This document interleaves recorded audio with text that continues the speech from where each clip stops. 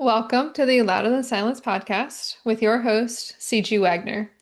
This episode is part of a series from Survivor to Leader, where the other staff members and I are having discussions about all things LTS and what it means to be leading the work in long-term care for survivors of sexual violence.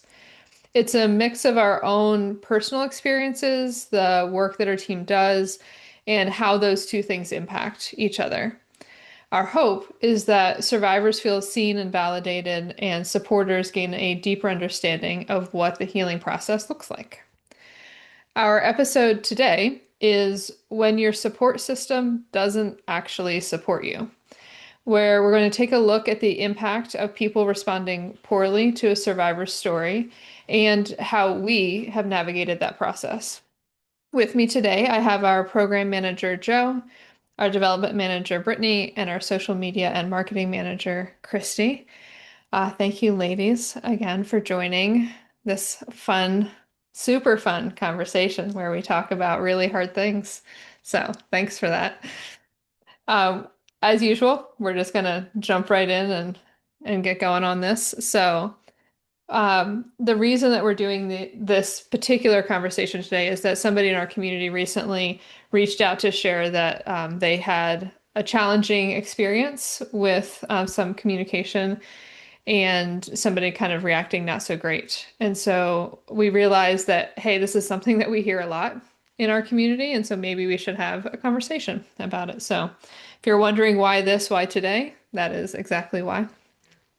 So, for our first question is, can you tell us about a time that you shared your story of sexual violence with someone outside of the LTS community and it wasn't received well?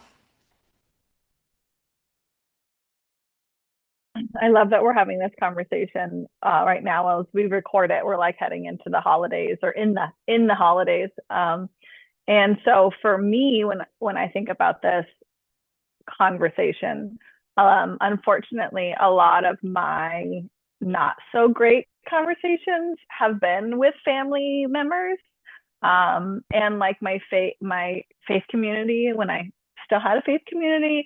And I feel like those are like holidays is when you're in it with them, right? So like timing of this conversation is kind of perfect.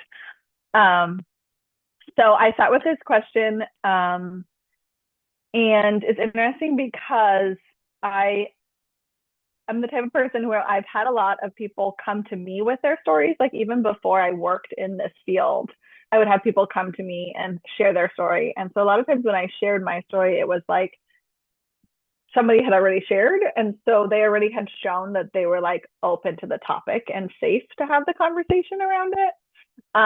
So I kind of struggled to think of a time where it was like not that like peer support, which is what LTS is a peer, somebody else who's experienced and therefore has some level of space for it, or like is in the process of processing it. So they're wanting to have that space, right? So I was sitting with when it's actually gone poorly, because a lot of times I just don't talk to people who don't seem ready because like I know it will go poorly and I don't like that experience is really really bad. And so I don't want to have that experience. So somebody shows me that they're not ready for the conversation, I like just nope, it won't happen. And I've had multiple times now, being public, I've had multiple times where people will try to start a conversation around my experience of sexual violence. And I know that if they're not safe, and I just shut the conversation down immediately. Like I know that it will just cause me harm. And so I just refuse to go there. But early on in my so for me specifically, I was abused as a child. And so I repressed the memories. So I remember when I was still trying to like figure out like what happened, having a conversation specifically with a parent, and I actually go into that conversation when I wrote my book about how harmful it was, because the person just did not know how to handle it. And so to try to get the conversation over, it was just kind of like, oh yeah, I don't know what, like, I don't know, it wasn't that big of a deal. And it was like, shut the conversation down. And for me at that time, I still had all my memories were pretty much repressed. So it was really easy to just gaslight myself because it was like, oh, well, they made it sound like it wasn't a big deal. It must have not been a big deal. I must be like being dramatic. This wasn't a big thing. Um, and so that was an experience that I was thinking of. And actually recently, as I am in the process of healing and looking at other experiences, I've realized that the one instance as a child is not the only time that I've experienced sexual violence. And I've had similar situations where, as I'm still in the process of like saying what it really is and looking at the complication of a relationship that is like both loving and still harmful, uh, it's really easy to, again, gaslight yourself.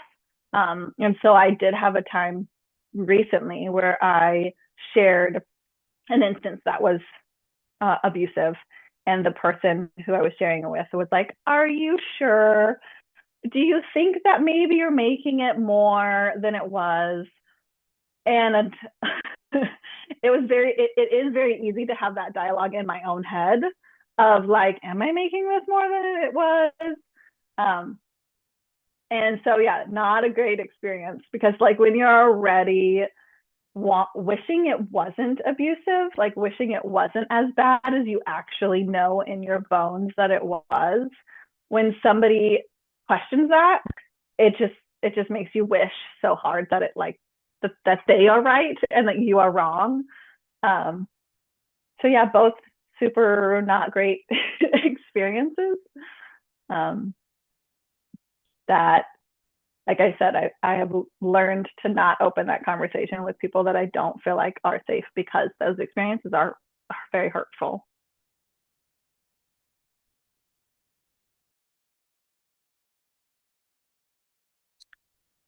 Um, so I had a similar situation as Joe, and the the self-gaslighting is a real thing. It is, and it's no small thing.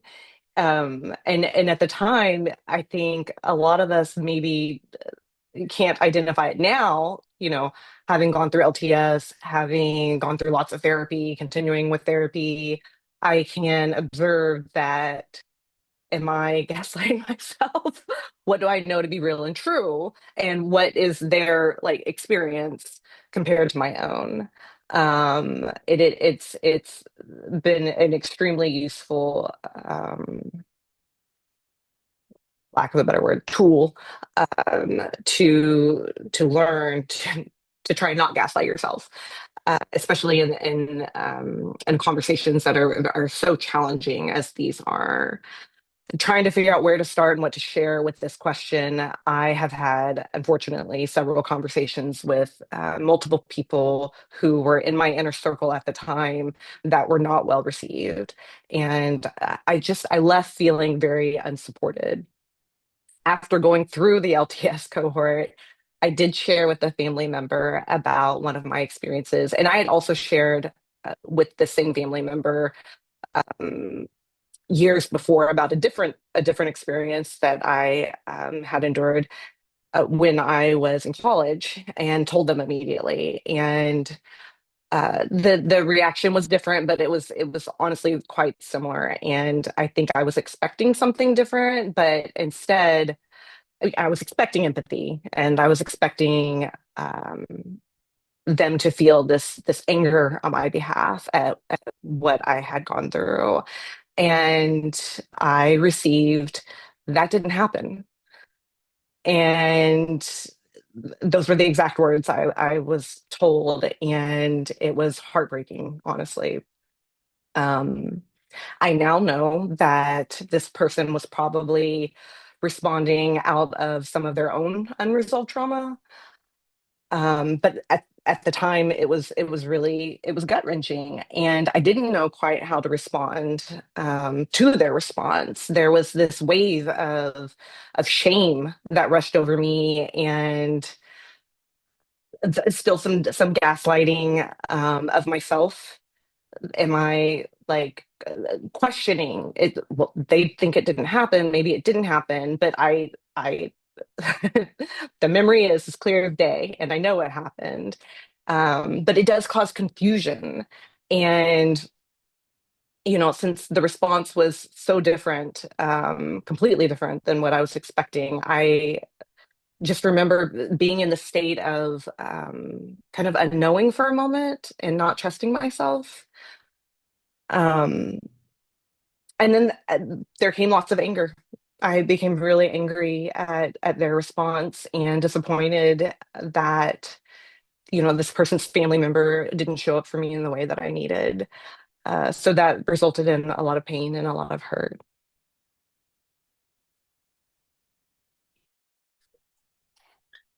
Um, it's like CSA day. That's my awkward trauma joke.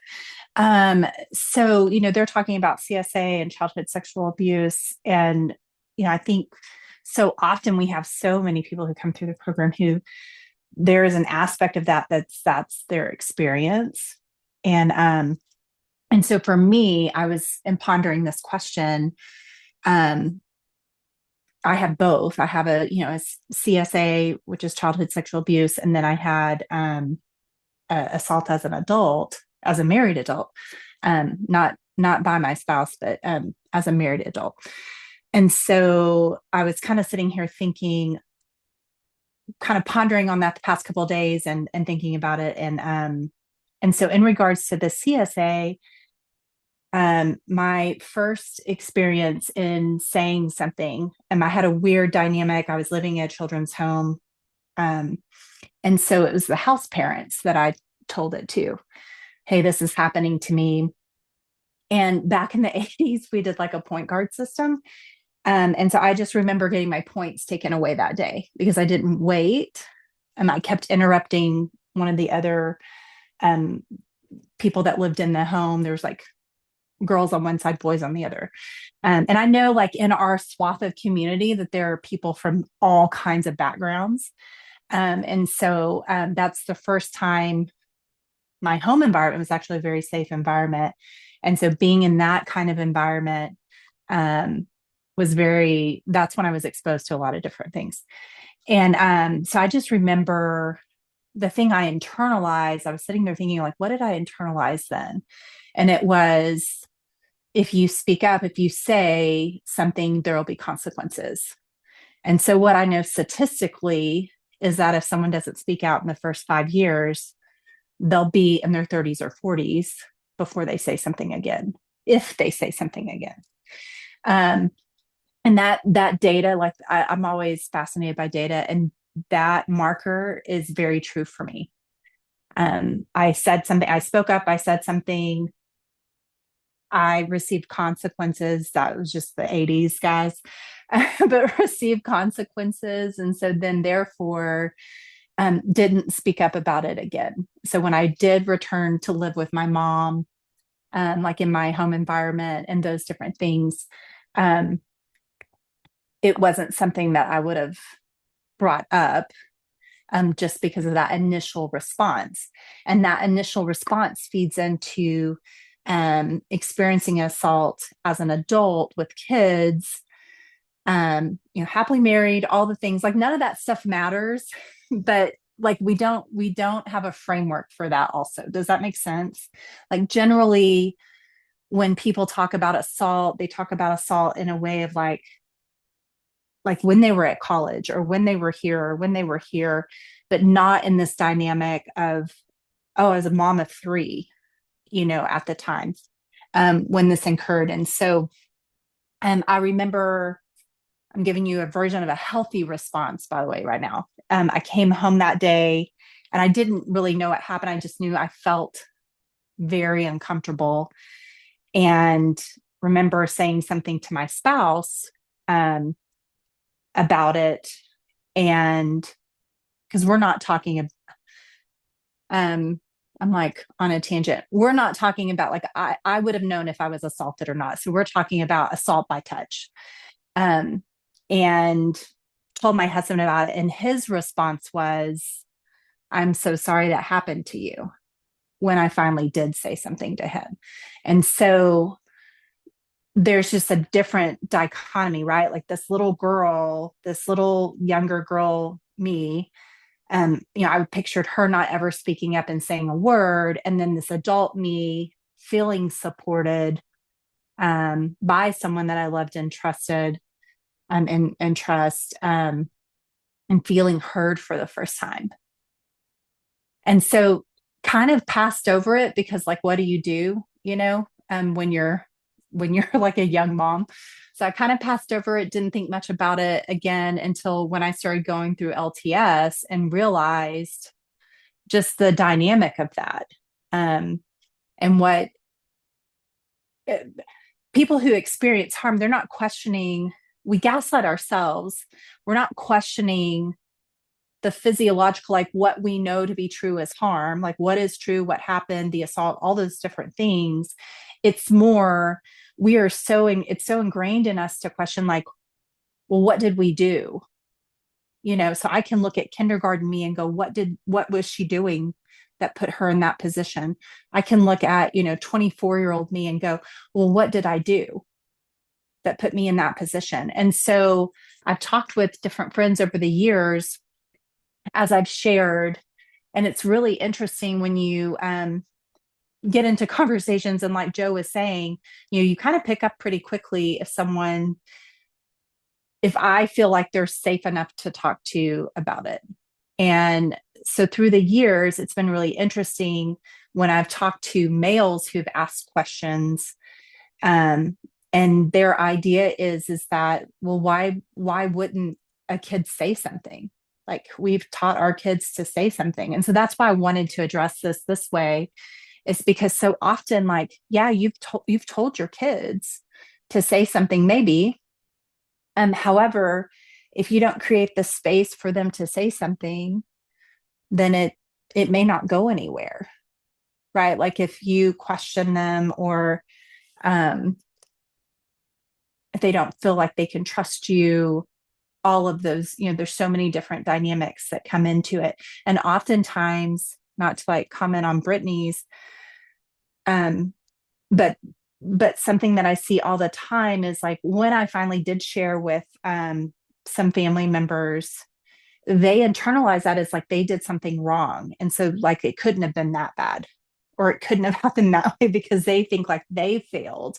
And so I think it's really important for parents to understand, when you navigate or someone comes forward with something, that it's not an indictment on if you did or didn't protect them. It's more they're trusting you with this thing that they've held, and for sometimes many, many years. Sorry if that's like scattered shooting, but this is just, it shows you what the brain does when you start talking and touching in on some of these things. But the response I received as an adult definitely influenced whether or not I was ever going to say anything. And then I want to say I was in my 40s when I really said something and spoke up about it. And so that just kind of shows you the time frame that can happen. Yeah.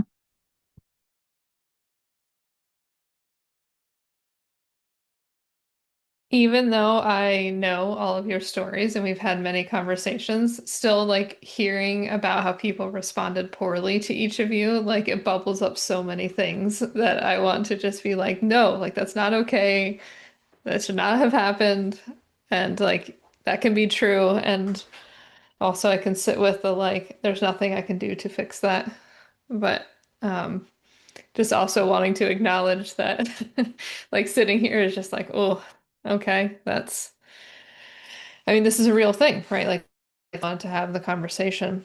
And I I feel like when I was thinking about how I wanted to answer this, it just feels so all over the place, as Chrissy, you're just like, yeah, like but like this is how the brain connects things sometimes, right? Like you start thinking about one particular conversation and then all of a sudden it's these like 17 other conversations and it's like, okay, which one makes the most sense to even share right now?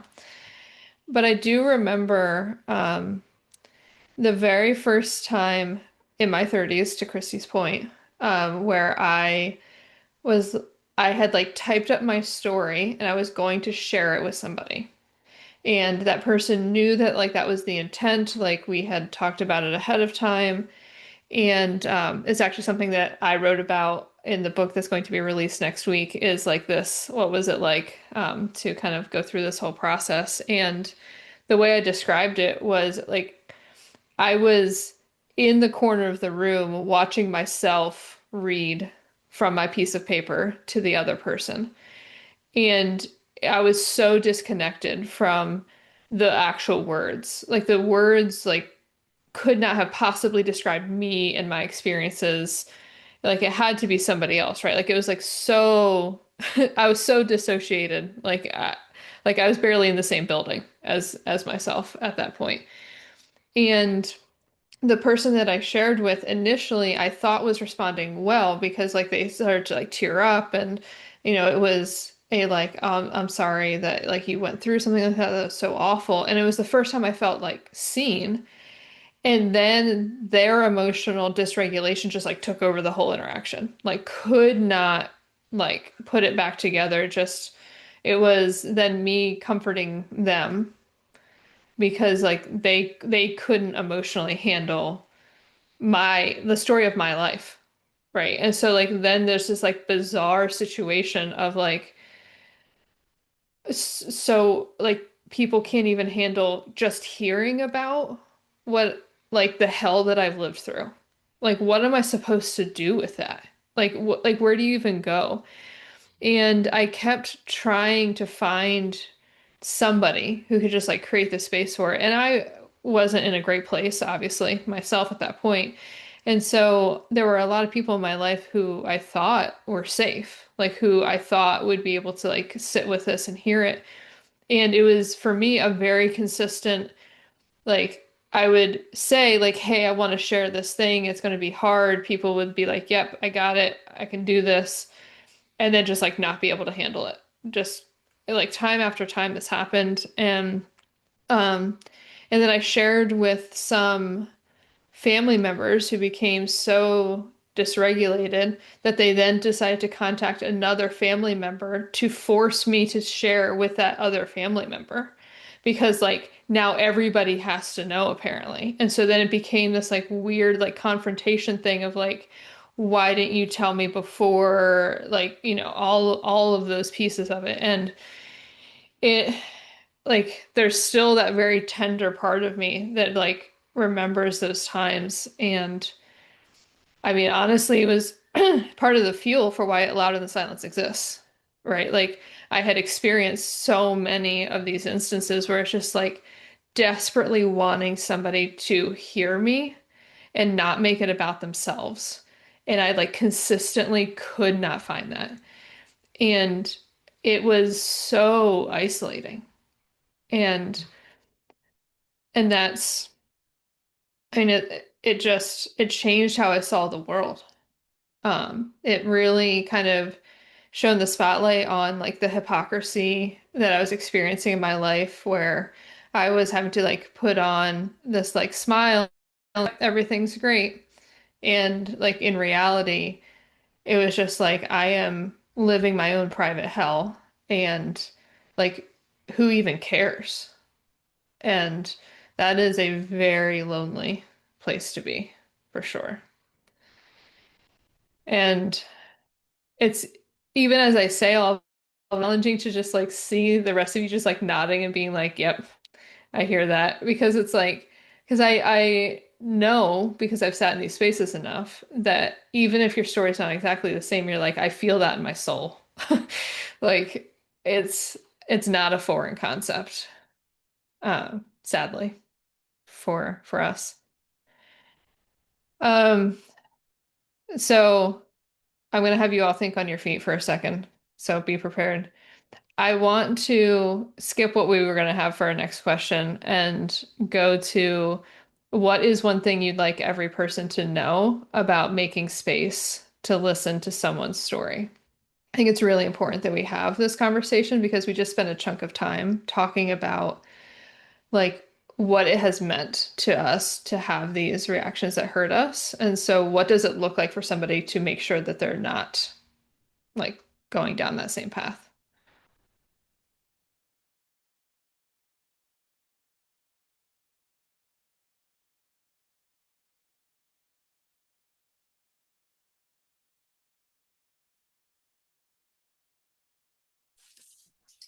So to Um, tag on to what you said, oh, CG. sorry. Oh, I'm sorry, Oh, you're Christy. good. Go, Brittany. Yeah, you're good. We're Well, all too polite. I was just gonna say that CG, I actually had the exact same response by my ex-husband, who's when I shared a piece of my story that the response was, "Why didn't you tell me before?" And it immediately became about this person instead of letting them into a piece of my life and existence that I had held so close and tight and protected, um, and that pain of sharing, because there's pain in sharing, and it turned to like, why have you waited so long? Why didn't you tell me this before? But it was a very like accusatory tone, which was going to lead me to the point of like never saying that. Like, there's never any reason for anyone who if someone has let you in to this part of their life, if they are stepping into this very vulnerable position, and trust you enough to share this part of themselves with you, that is never the response. That's just ever at all. It's couldn't be one apart from "I don't believe you" is one of the worst responses. um Fortunately, I was able to tell my entire story from beginning to end, uh, for the first time to my now husband, Ryan. I had never done that before LTS. As part of the cohort, we have an opportunity to share if we want. And I had actually, even before LTS, never even sat and thought about um, the multiple occurrences that I had endured, all at different points in my life, from child to a teen to college to also married adult. And when I shared it with Ryan, his response was immediately love and care. And the very first thing he said to me was, "I believe you." And I had never heard that before, and it rocked me, to my soul. I did not know how desperately I needed to hear those words, and they were like a balm. I'm tearing up. They were a balm to all of me, every part of me, um, and it was healing. It was truly healing. And I shared with him. Um, we weren't married at the time. We knew we were going to get married, but we I wanted to share at the LTS cohort, but I wanted him to be the first person I ever shared my whole story with, which is why I did. And afterwards, he asked appropriate questions, and even when he was asking them, he would say things beforehand like, "Is it okay if I ask you this?" And you don't have to share this part if you don't want to talk about this part, but I'm here and I would like to hear it if you're comfortable sharing. And he really gave me the space to simply just exist and be. And he held it so well. And at the end, he communicated to me very calmly, but intentionally, how angry he was that I had to live through what I lived through. And just for someone who's in the position of being able to hold space for a survivor of sexual violence, I just encourage you to be an active listener, and to really, and it's hard, but to step into empathy, to hold a space for their pain, because it's no easy thing to share your story.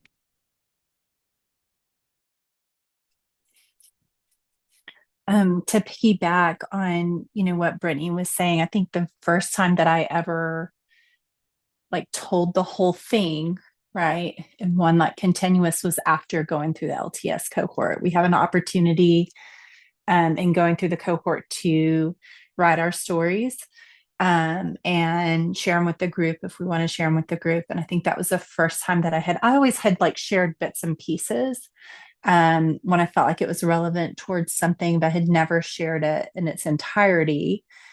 And so it was always just really fragmented. And then to be able to have an opportunity to share it in a space where I knew, I mean, I always think of it as like a sacred place, because like I knew that it would be held. I knew that those that I was sharing with, that they could make space for me to just share.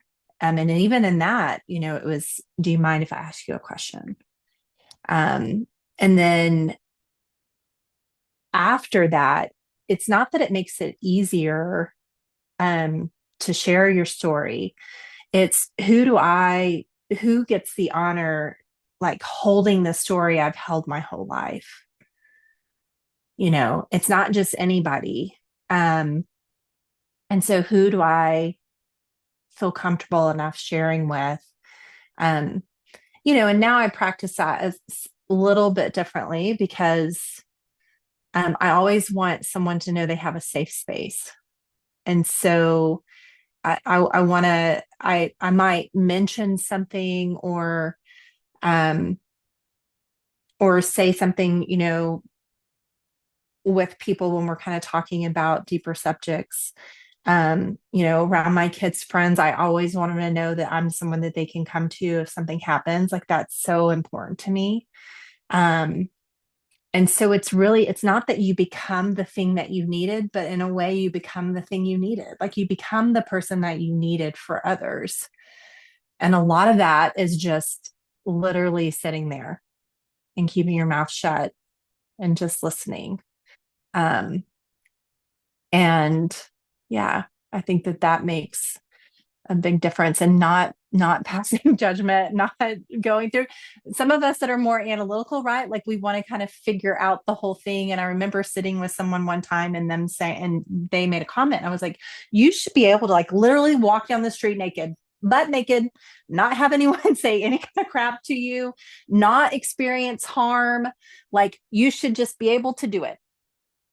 And so, because it doesn't have anything to do with like that harm doesn't have anything to do with you. You're not asking for it, right? Like, none of that. It's kind of like that whole little whatever art piece, series that they did of like what was she wearing, or what I was wearing.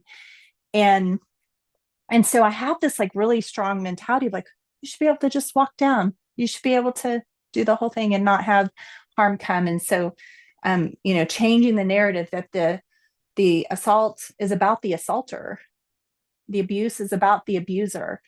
No one warrants any kind of assault or abuse, which is veering tangentially. I'm so sorry, away from what we were talking about, but just being quiet and just listening, holding space.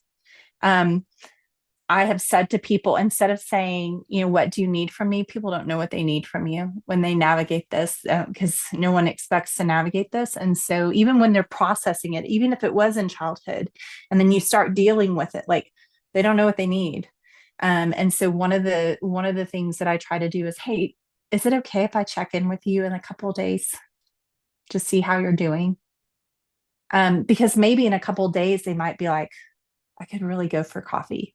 Or, oh, I haven't, I'll ask, what does meals look like? Have you been eating? Oh, I haven't really been feeling like I'm going to eat. What's something that you would eat if you would eat? And then you just show up with a meal. So anyways, neither here nor there. Just something to think about. Be quiet and hold space, and yeah. And then check in on them. At one point, somebody said like, why didn't you tell me sooner? Right. And one thing I want to like be very clear is that like, nobody deserves you don't owe anyone your story. Like, this idea that like, why didn't you like they somehow deserve to just like know every horrible thing that you've gone through. It's like, I'm sorry, but no, this is my horrible pain, and I get to choose who I allow to see and am like that vulnerable with. Um, so I think if somebody shares with you, like, know that you like don't deserve this information. Like they are giving you a, a part of their soul in that moment. Like they're opening up a wound to allow you to see it. And if you have that mindset, then hopefully you would not say something about like, I wish you told me sooner. Like, no, know that that moment when they are telling you this is like sacred, and honor it and sit in it, and like don't run from it. Don't like, it will be uncomfortable, and like remember to breathe and to remember to like try to calm your own responses, and that this is something that could be holy if you let it, or you could like throw dirt on someone's wound and do damage. So I think understanding the like level of intensity that like a conversation like this has is really important for the listener to know that like the way I respond in this moment could heal a person, or it could like cause a whole lot more damage. And hopefully as a listener, like if you have that level of understanding, like, oh, this is a big deal and I need to tread lightly and be caring and kind, hopefully then your response will be good and not crappy. For me, I've had instances recently where people will ask questions that have like, because I was talking about like for me specifically, there's a whole lot of gaslighting. And so there's ways that they would ask questions that actually felt like confirming, like not just that they believed me, but like they wanted to understand more, but in a very like, I believe you.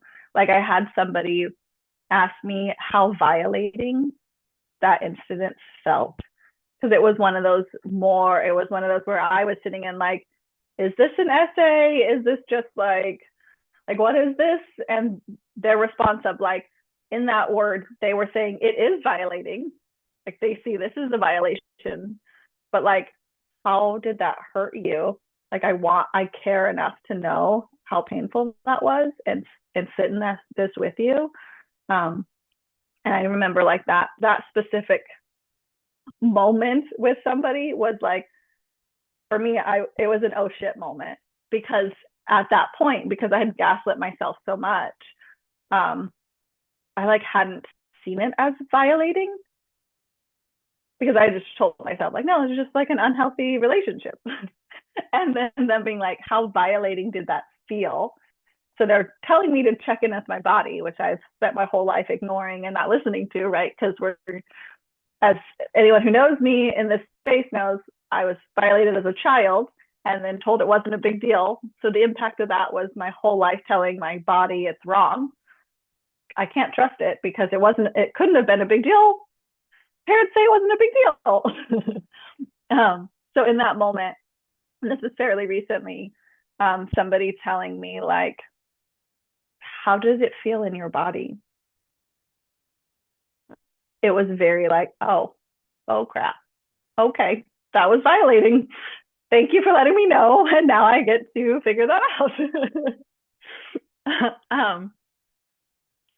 So yeah, believe victims. If they're telling you they feel like maybe this was hurtful, like they're saying it because it was, and they know that it was, and they just need you to confirm like, yes, I believe what you are saying, and that is real. I love that I believe you statement. Every survivor deserves to hear it multiple times. Brittany and Christy said that they have gotten to share their whole story, and I was sitting here going, I realize I haven't because I'm still figuring out all of them. Like I sat down and I wrote a book about an assault that happened when I was 6, and then like some of the tangents on it. But now like looking at different situations in puberty, looking at relationships. I'm like, oh yeah, no, there's definitely more here. But I've got to stop gaslighting myself to say that they were just no big deals before I can tell the whole story. I have to learn my whole story before I can tell the whole story. So yeah, believe survivors. Know that it is one of the most important conversations you will have with that individual.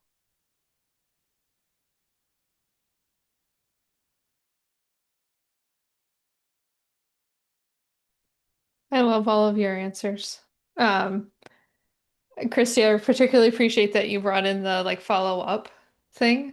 I was leading a presentation about like how to have hard conversations, and one of the people who attended this specific one that was last summer, she's like, "Oh yeah, if you don't follow up, it's kind of like an emotional one night stand." And I'm like, I'm taking that forever. Like that is the best description of like because I've had that happen to me, right? Where like I shared like this thing that's like so personal and like close, and then just like had people just be like, "Oh, well, I didn't know what to say."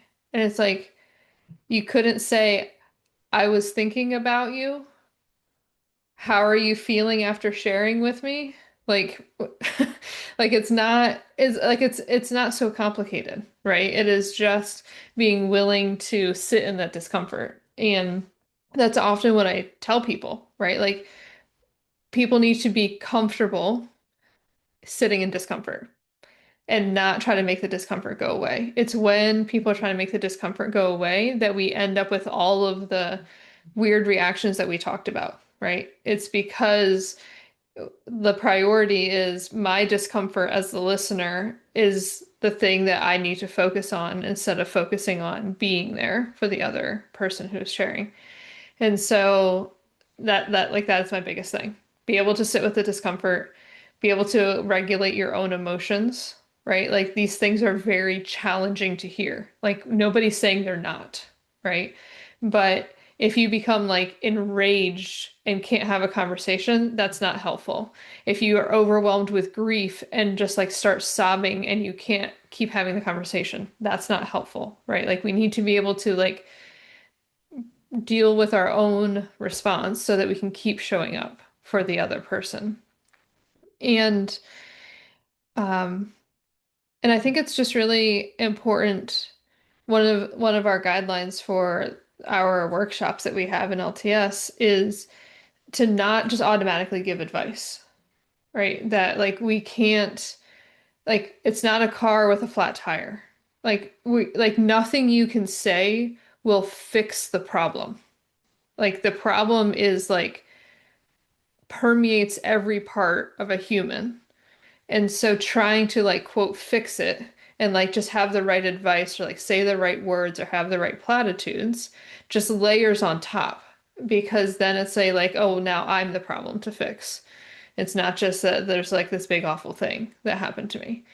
And so my advice, because it's very natural, right? We want to fix things for the people that we love and care about. Like that is a normal human response. It's a very like understandable thing. I will literally just say out loud, I wish there was something I could do to magically make this go away for you.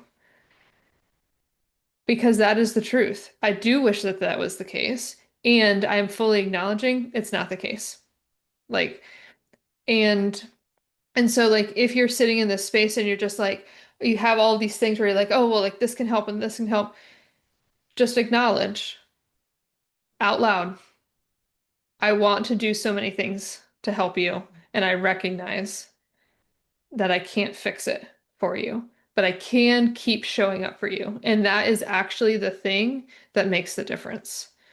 Like we have seen many studies coming out lately that have shown that survivors of sexual violence end up with long-term PTSD when their community has not supported them.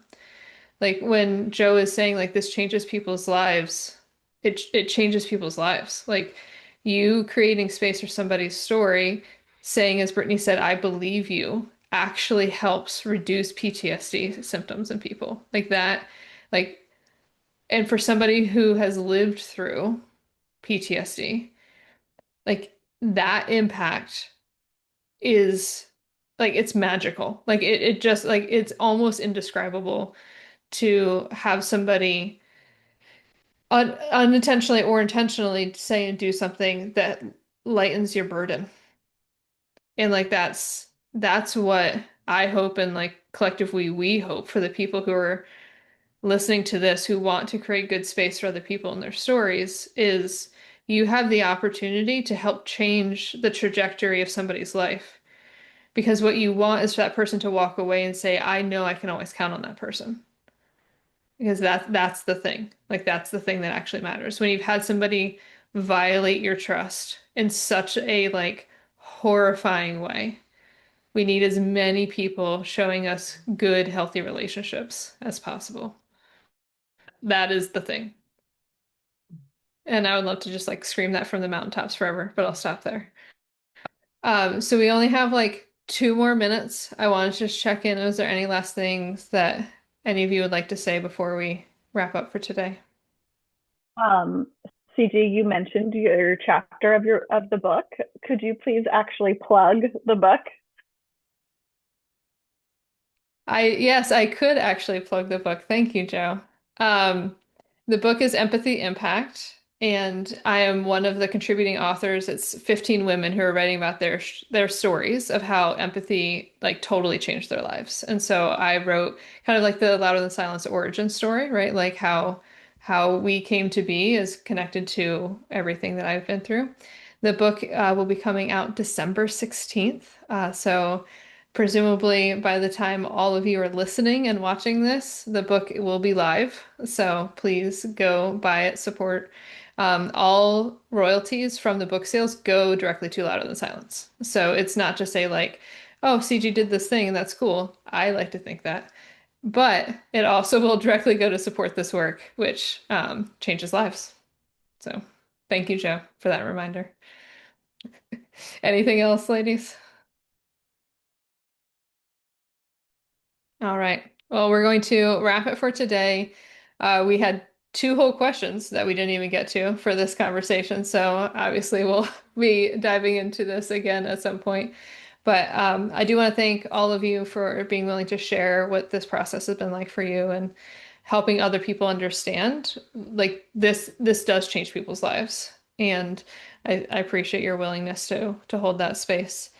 And for all the listeners, thank you for listening to the Louder Than Silence podcast. If you'd like more info, please visit us at louderthansilence.org or follow us on Instagram at louderthansilence.org. This podcast and all of our programs at Louder Than Silence come from performance. Please consider donating today. And don't forget to subscribe for the current episode. We'll see you next month.